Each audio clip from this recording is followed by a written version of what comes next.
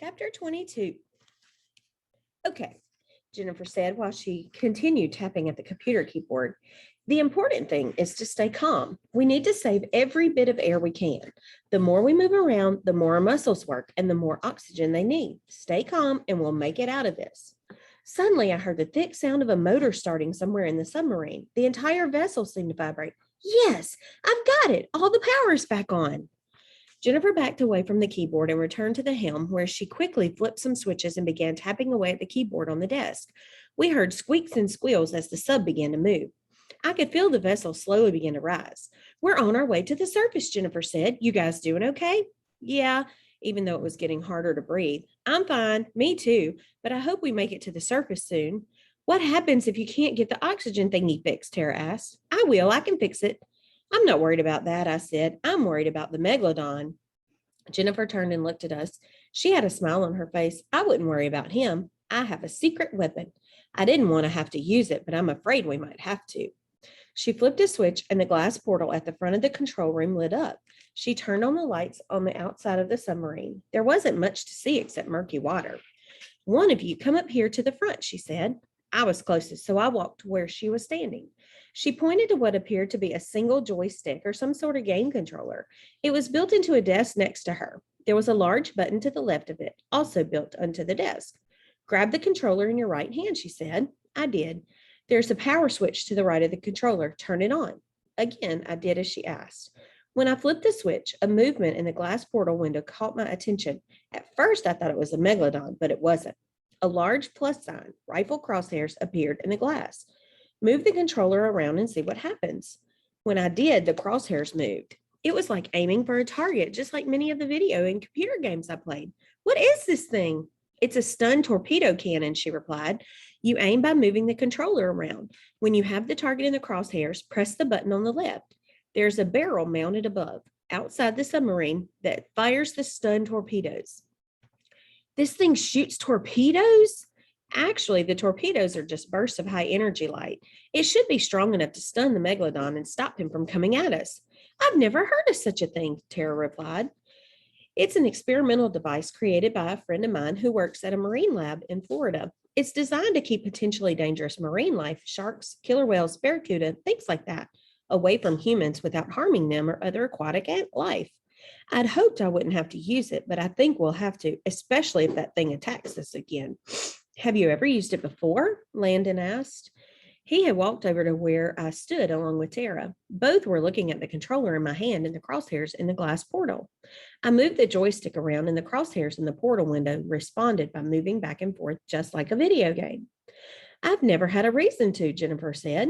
So you don't know if it'll work or not? Tara asked. No, I don't, but I think it will. We'd find out, all right. A lot sooner than any of us would have thought. Chapter 23. Gradually, as we approached the surface, our surroundings beyond the submarine grew lighter. The water became a deep, dark green that slowly grew lighter and lighter, finally turning more blue as we neared the surface. I was glad we were no longer at the bottom of the lake, but going up and down was beginning to make me feel like we were trapped in a giant steel yo-yo. Be ready to fire if you see the Megalodon. Do you have the hang of it? I think so. It's not much different than a video game. No, it's not. Actually, it's even easier to use. Just be ready. But what if the thing comes up from behind us?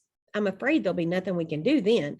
I'm sorry you guys got mixed up in this, but you're better off here in the submarine than you were on the lake.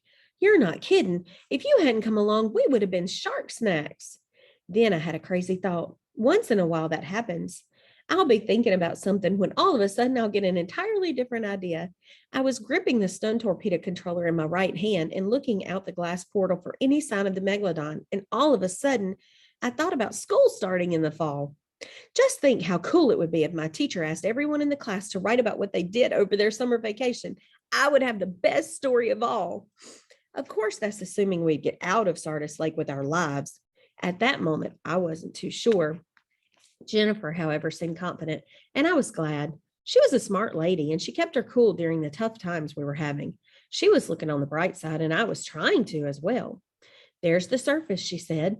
We all leaned forward and peered out the glass portal, looking up. We could see the surface looming above, and our surroundings continued to brighten. As focused, As we were on the surface, none of us noticed the dark shape coming up from the depths until it was too late. In one moment, we saw the movement in the shadows beneath us. In the next moment, the giant megalodon slammed nose first straight into the glass portal. 24. Once again, the submarine was rocked by another impact, and Tara Landon and I were tossed violently to the floor. Jennifer, however, remained on her feet, and she fought to stay in control of the sub. Thankfully, the power hadn't gone out again, and by some miracle, the glass portal hadn't shattered. And that would have been a disaster, as it would have meant the end for us for sure. Water would have poured inside, and there would have been no way to stop it. We would have sunk to the bottom of the lake. And then I didn't want to think about what would have happened next. I leaped to my feet and grabbed the stun torpedo controller. Jennifer had already steadied the sub, and I was ready to fire, but the megalodon wasn't in sight. He surprised us again, Jennifer said. I'm ready now, I said. Suddenly, I saw the megalodon. He was quite a ways away, and I could only see his dark silhouette. I maneuvered the controller until the crosshairs in the glass window were on the shadow and pressed the button. I guess I was expecting some sort of explosion, like a shotgun blast or something, but it wasn't like that at all. There was a dull thud that wasn't very loud. Through the portal, I saw a yellowish tube-like missile above the sub, heading toward its target. Bubbles trailed behind the torpedo, rising to the surface in shiny, swirling silver clusters. The missile wasn't moving very fast either, which surprised me. But then again, I didn't know very much about how the stun torpedo worked. We held our breaths as the tube-shaped bundle of energy sliced through the murky water. Unfortunately, the megalodon had moved on. He was no longer in the area I had targeted, and the stun torpedo passed by harmlessly. Then it vanished in the depths. He's going to have to be closer before you shoot, but maybe you won't have to. I'm going to get to work fixing the oxygen processor. When I open up the hatch, fresh air will come in, so it'll be easier to breathe. Keep your eye out for the megalodon. That was good news. My lungs were beginning to hurt from gulping for air, and now I noticed my skin had broken a sweat. It would be good to have some fresh air to breathe. Jennifer tapped away at the computer keyboard, and the rumbling of engines stopped. I'm headed up. Keep an eye for the shark.